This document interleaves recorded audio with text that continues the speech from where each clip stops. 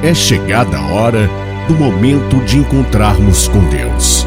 Em sua casa, a oportunidade de comungar o seu corpo e o seu sangue, arrepender de nossas falhas e humildemente suplicar o seu perdão e agradecer pela salvação. É hora de ouvirmos e refletirmos a palavra de Deus.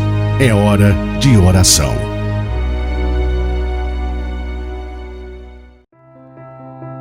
Bom dia!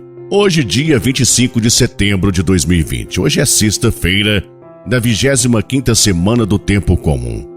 Estaremos refletindo hoje o Evangelho de Jesus Cristo, segundo Lucas, capítulo 9, versículos de 18 a 22.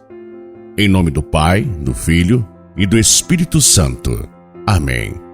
Louvado seja nosso Senhor Jesus Cristo, para sempre seja louvado.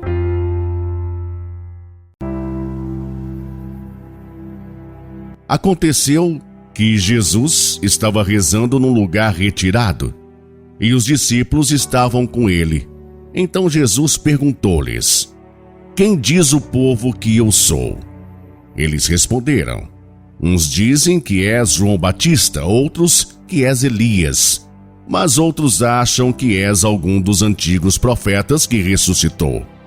Mas Jesus perguntou: "E vós, quem dizeis que eu sou?" Pedro respondeu: "O Cristo de Deus." Mas Jesus proibiu-lhes severamente que contassem isso a alguém, e acrescentou: "O Filho do Homem deve sofrer muito, ser rejeitado pelos anciãos, pelos sumos sacerdotes e doutores da lei, deve ser morto e ressuscitar no terceiro dia." Palavra da salvação. Glória a vós, Senhor. E vós, quem dizeis que eu sou? Meu irmão, minha irmã, a palavra de Deus que chega até nós, no Evangelho de hoje, chama a nossa atenção sobre algo fundamental na nossa vida: conhecer Jesus.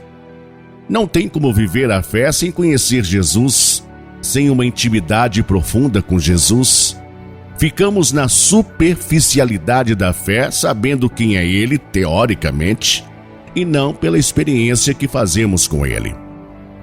Quem diz o povo que eu sou? Jesus, ao fazer esta pergunta, não estava interessado em saber o nível da sua popularidade. Certamente o que ele queria saber mesmo era se o povo já tinha conhecimento do seu messianismo. Os discípulos responderam de imediato. Alguns dizem que é João Batista, outros que é Elias, outros ainda que é Jeremias ou alguns dos profetas. Não satisfeito com o que o povo pensava a seu respeito, Jesus direciona a mesma pergunta aos discípulos: "E vós, quem dizeis que eu sou?" Desta vez a resposta não foi imediata, houve uma pausa.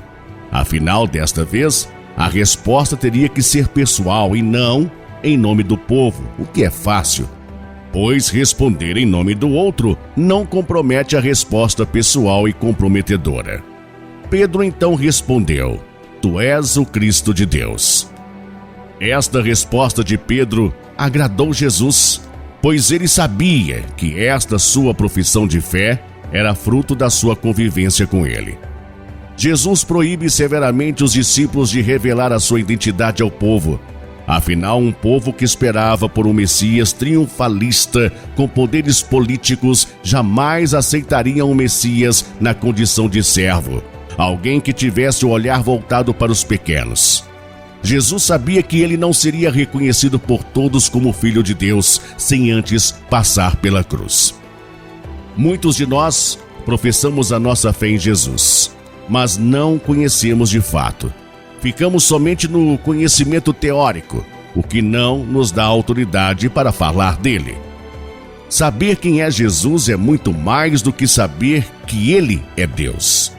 Saber quem é Jesus implica em comprometimento com a sua causa, em dar continuidade à sua presença aqui na terra.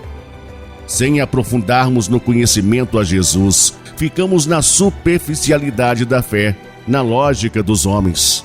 não vamos compreender que para ganhar a vida é preciso passar pela cruz como ele passou.